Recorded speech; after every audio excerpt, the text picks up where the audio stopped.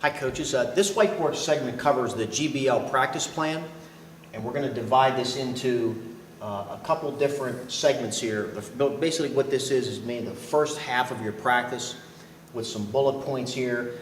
Again, the format can be tweaked a little bit, but as you can see, we're trying to keep it very organized. We'd like to have it done in this manner and in this fashion so that everybody's doing basically the same thing across the board. And I think, as coaches, you understand sort of the concept of the league, and, you're not there for 50 minutes to work on your plays, because we don't run plays in the GBL. We're trying to run motion and continuity and getting everybody involved, and you may run some semblance of a triangle or a 3-out, 2-in where everybody's screening and you have some responsibilities that you do, especially at the older levels. That's all fine and good, but you're not setting up specific plays with high ball screens where you have a 2-man game out there and you put 3 people in the corner. That's not going to happen, and we won't allow that to happen during the course of the winter time. But again, we're just going to go through some things here that I think you'll be satisfied with, and I think the object is to make your players better. That's your goal. Make your players better, have them have fun with the game, and do it in an organized way. It'll cover many facets of the game, and I think it'll work out real well. Organize your practice. Organize away from the gym first. Put it into 5 or 10 or 8-minute segments. We have here 5 minutes and maybe 5 or 10 minutes and another 5 minutes. But it's systematic. Have it be systematic. Wear a watch. Stick to your watch at your practices. Have it on a piece of paper. Have it organized. Talk to your assistant about it before the practice takes place. Organize it away from the gym, and then organize it at the gym. So when your players are there and there's chaos in the first minute, get everybody organized, have everybody come to you, have them hold the balls, get eye contact, get in a very, very close huddle, and tell them exactly what you're going to be doing tonight in a general way. So you might say, okay, here we go again, guys, girls. The first half of practice is going to be offense. We're going to focus on some good things, and we're going to work on our defense. Let's get started.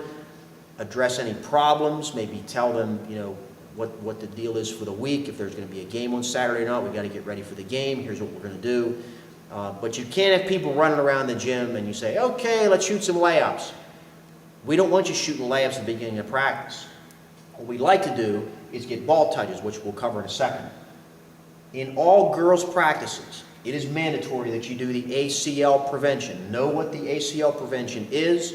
Watch the videos. Do some drills with the girls that are on your team. Have them do that for the first 6 to 7 minutes of practice. Have them do a couple drills. Believe me, it'll start out the first week or two a little slow. You'll have to really teach them what to do, teach them the technique.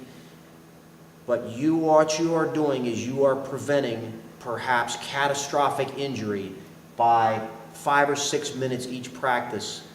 You can't put a price tag on that. We do not want to see girls going down with ACL injuries, as you'll see from the video. It's a tragic thing that we are trying to prevent, not only with the GBL, but also with Guilford Soccer and a couple other different organizations that are really trying to come to the fore to prevent this from happening to the girls. So that ACL prevention, 6 to 7 minutes, do the drills early. Once you can get into week 4, week 5, you come in the gym, the expectation is they know exactly what to do, they can do it, and it might take you less time to do it. But it's a very, very good thing, and that is a mandatory first thing you do before anybody comes on the court is to do ACL prevention. That goes for both travel and for rec. The first 5 minutes of practice, we'd like to have our players get what we call ball touches, so they're touching the ball. And for example, in 2-line layups, there's only 1 or 2 balls, and so you have one guy shooting, one guy rebounding, one girl shooting, one girl rebounding, and they go to the end of the line. We have to do better than that, and we're going to do more than that. You get people moving. True, that's a good point. Because, hey, when they come in the gym, they're excited, they're wound up, they want to get going. You want to have that energy when they come in. You want to feed off that and get them moving right away with some shooting and passing drills. The younger kids, we really want to work on their passing and shooting technique. There are videos in our library, a plethora of them, where you can There's partner shooting where you can shoot to your partner. There's wall shooting, passing back and forth, just going over the, keep your elbows in, follow through towards your target. You can incorporate, the bounce pass, the chest pass. The youngers especially, technique is critical. We want them to just do that over and over and over and over again so it becomes automatic. The olders, we'd like to have the same technique done, where you're even doing partner shooting, but add something new to it. So, Indiana used to do it with Bob Knight. They used to do partner shooting with each other, back and forth, and then they would add some things to it, where they might go 1 or 2 dribbles and then shoot. 1 or 2 dribbles left and then shoot to your partner. And then they catch it and do it right away, the same thing. 1 or 2 dribbles, shoot. 1 or 2 dribbles, shoot to a player, to their teammate. And they can do that in the half-court area without a basket. You don't even need a rim for that. It's great things to do, great things to work on. Again, it gets them moving. Not just one player is involved. All 8 or all 9 or all 10 are involved with it. Again, a very short explanation. You don't have to do a whole lot with it to explain. You go from the corner to there to the foul line, top of the key, and then after you shoot, there's not enough time for that. You don't have that kind of time. It's maybe 50 minutes is all you have. You have to do things quick with short explanation to get these kids enough touches so that they feel that they've fulfilled a good hour, where they will walk out of the gym saying, you know what, I got better today. I really like this game. That's your goal. That's 5 minutes, ball touches. 5 to 10 minutes of ball handling. Again, everyone has a ball. Get them to, again, offensively, they want to shoot, they want to pass, they want to feel the ball. Get them to like it and to enjoy it. When they come in the gym first, that's what they're going to do. If everyone has a ball, you can do the king drill, which again there are videos of. You could do the king drill for an hour, but you can do different things with ball handling, take it around your head, around your back, around your legs, figure 8, using it off the dribble, do it by command. You do it and then they copy you without verbalization, so they have to keep their head up and they can watch you as you do it. The olders can incorporate ball handling and shooting. So you get up in the 7th and 8th grade levels, you can do the king drill, again, with maybe partner shooting again. Maybe you shoot at a basket if you have a bigger gym, and you have maybe 3 baskets. If you're blessed with that, you're going to be in great shape. Use the facility. Use the resources that you have. If you have 3 baskets, have all the players go to those baskets. And then get them organized and tell them what you want to do, and then send them out to baskets and have them shoot. You go to Guilford Lakes, they might only have 2 baskets, 1 at each end. You kind of have to improvise that. If you have 3 baskets at a place like Baldwin, it's great. So you can do some ball handling with some shooting. Again, use your imagination. Weak hand especially. 2 dribbles off the weak hand, pull up and shoot. There are college players that can't do that. If we can teach that to elementary level, to have them shoot off the dribble, to have them shoot in the lane, take a baby jump shot. Again, they're working on technique, but they're also incorporating ball handling, and everybody has a ball, which again is fantastic. You have to put yourself in the player's body, or the players you have. Put yourself in there. What do I want to do? Boy, I love to shoot, and I love to pass, and I love to handle the ball. Allow them to do that. The worst thing you can do as a player is just stand there. You can't get better if you're just standing and watching other players shoot or pass. Get them involved. Get them moving, especially as soon as they come in. Again, for the first 15 minutes here, that's what they're doing.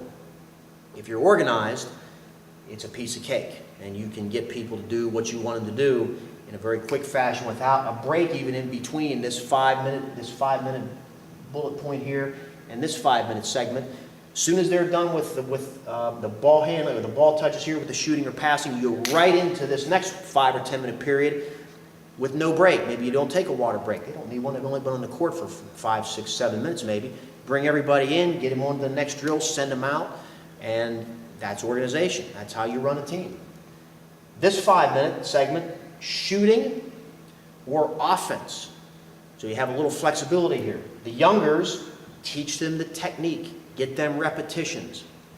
We say wall shooting or partner shooting. There are tons of videos that deal with shooting and how to teach it. And you can use week 1 can be different. It should be different than week 2, which should be different than week 3, which we're going to go over all that for you. But again, to get a format of how this all fits together, get the youngers to use technique, get them a lot of repetitions. The olders have them work on motion and how to play or how to function in a motion offense. You want to get your worst player on your team to get them involved in the motion offense and get them ball touches. Get them, even if they just catch it and pass it right away, get those kids involved. You can't stand them in the corners and have everybody else run the offense or run a pick and roll out front. It's just not going to happen. If you work on it in practice, they will be functional in games. They will in turn love the game and they'll love being a part of the team. That's what it's all about. If you're running plays, that means you're doing whatever you can to try to score, which means your ego's getting in the way.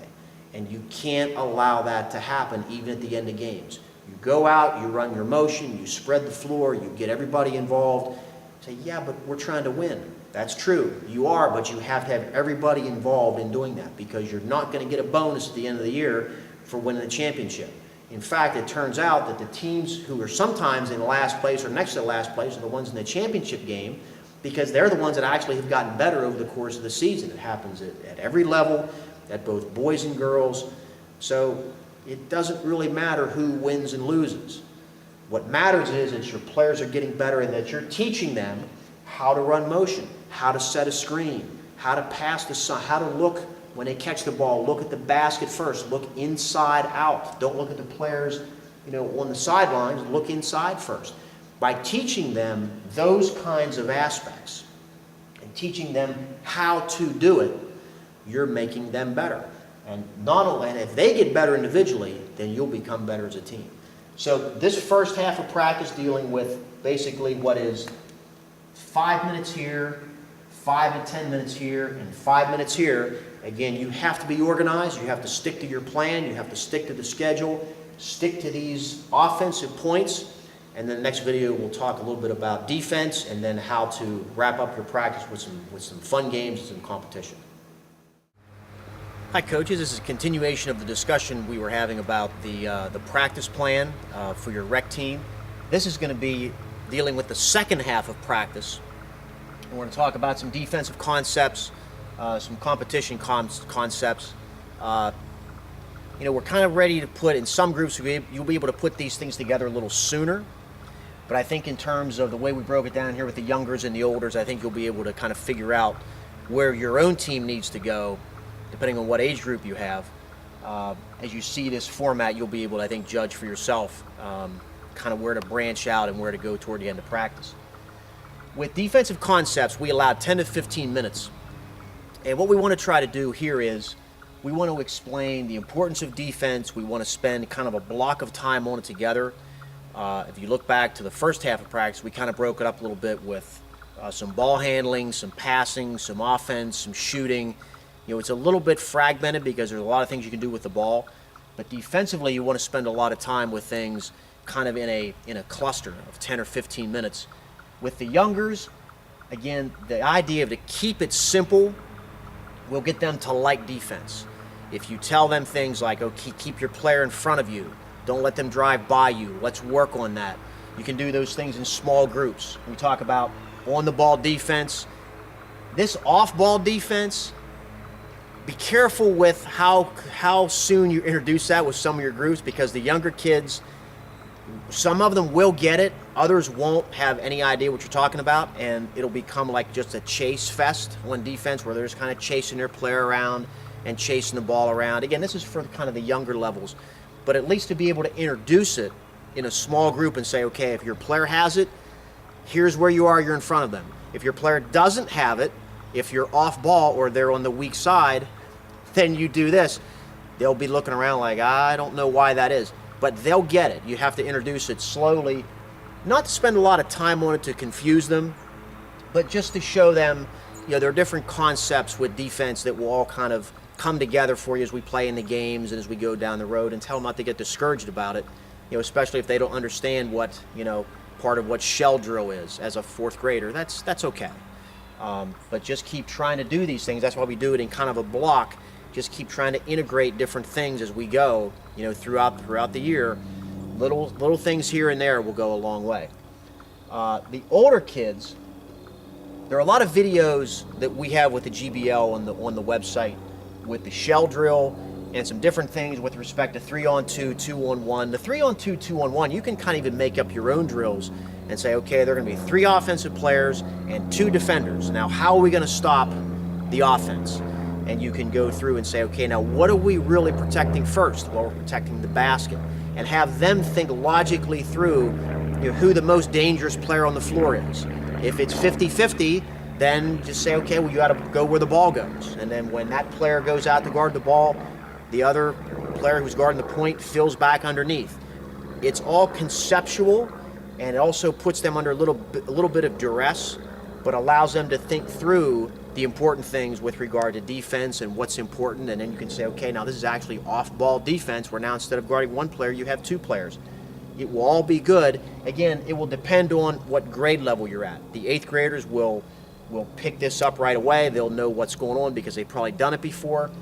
You know, 6th graders, 5th graders, you kind of maybe have to ease your way into it. But again, the conceptual things of showing them what we're trying to do defensively, we're trying to stop the ball from being penetrated to the basket and trying to keep the other team from getting closer shots. You know, those things can't be introduced soon enough at any grade level. We call this the end time, the last 5 or 15 minutes, however much time you have left. Again, there's a little bit of flex time here. We give you flex time with all these things, so you don't have to be very, very rigid in how you lay out your practice. If you want to do some maybe 10 minutes of defense this week and 15 next week, that's perfectly okay to do.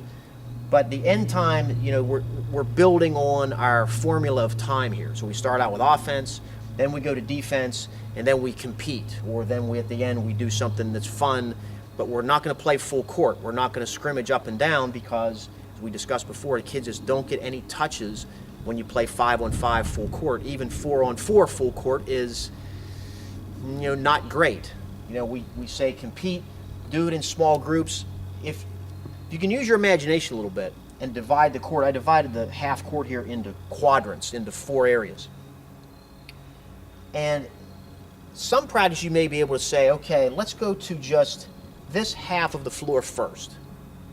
And you might say, okay, let's play 3-on-3.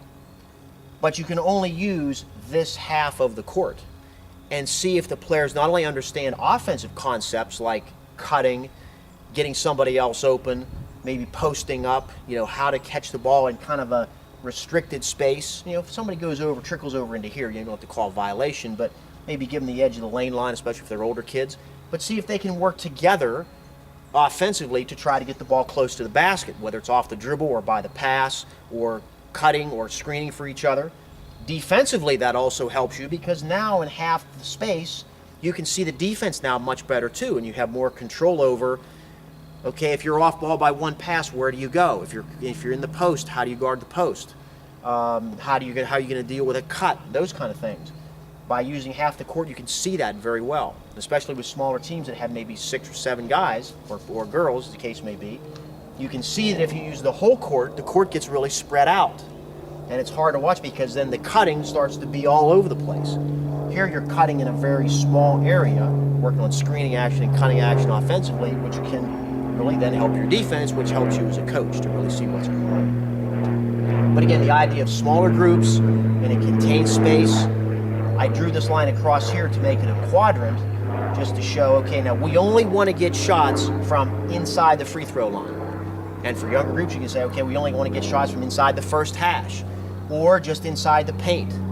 You know, you can make any kind of restriction you want. You can also say, hey, we're going to try to get this person a shot. How are we going to get Joey a shot? We have to cut for him. We have to screen for him. We have to get him in position to get closer to the basket. How are we going to do that? Let them think those things through. And it's all very beneficial to their thought process about how they deal with playing the game. So we're teaching concepts, we're teaching thinking, we're allowing them to experiment with different things about, you know, use their intuition about, okay, now how am I going to get closer to the basket? How am I going to get a shot? Where should I cut? Rather than having you as a coach tell them what to do, they can figure it out, which is great. The last minute, we have review, and we also have always go over the upcoming events. So you might want to review the practice first and say, okay, today we talked about passing, cutting, screening, shooting. Keep that elbow in. If you can get outside and shoot on your own, which is always great to have kids do because you get some nice sunny days in the fall, Get out and shoot a little bit, maybe practice for a half hour, work on your form, work on your dribbling, your ball handling, your mic and drill, whatever it is. But then also, always go over what the upcoming events are for the week. You say, okay, Saturday, we play at 1 o'clock at Baldwin or wherever it is. Make sure you bring your water bottle, make sure you bring your shoes, all those kind of, believe me, just by going over those things, of course they'll bring their water, of course they'll bring their shoes. Well, you never assume that they will. It's always good to have a checklist, even in your own mind, to say, okay, what do I need to bring to the game as a coach? And you can always then forward that to the players and say, okay, here we go. This weekend we have a rec game. Now it's going to be in a different gym, or whatever the case may be. But all those things are always good to wrap up in that last minute, because you're going to have another team coming in the gym probably. There's going to be a lot of chaos. You want to try to bring them in real close and say, look, before you go, make sure you have everything. Make sure you have your ball and your water and your jersey and your sweatshirt or whatever. And here's what we got this Saturday. We're going to play ba-boom, ba-boom, ba-boom, and then away they go. So it's putting a nice little bow on everything here at the end. And, if they have any questions for you, maybe they're not going to be there. They forgot to tell you during the practice. And, we're going away this weekend. That's why that little wrap-up, becomes very, very handy. Always then make sure you check the gym. Make sure you check your area for, especially debris like garbage, trash, water bottles, plastic bottles that can be thrown away, any sweatshirts and so forth, make sure you have to give your team then next week. So hopefully that'll give you a nice little second half of practice. Again, with the times, be able to adjust those a little bit. And look forward to another great season, and hope everything goes well for you.